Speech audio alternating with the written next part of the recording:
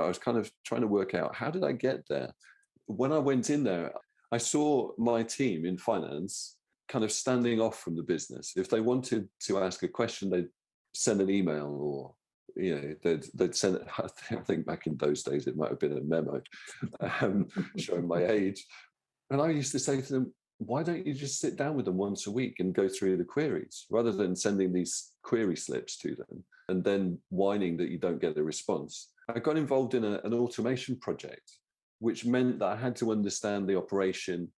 And really, it was a unit costing project.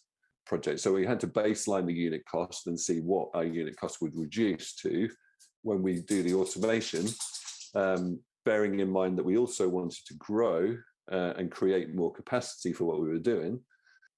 I think a lot of people, a lot of FP&A professionals would see that as like an excuse to open up a new workbook in a spreadsheet and then tap away and then email it back to them and say, what do you think? Like, there you go, I fulfilled your request. Whereas I approached it much more collaboratively, and I actually went and, yes, I created the spreadsheet, but I saw it as a team effort. I went to the operations director and the project manager and the marketing director, and I sat down and said, this is my model. Does it work to you if I put these variables through? And so we kind of knocked it into shape together.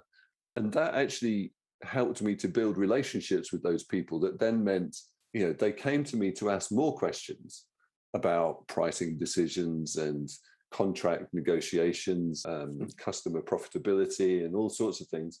And then we came to sell the business,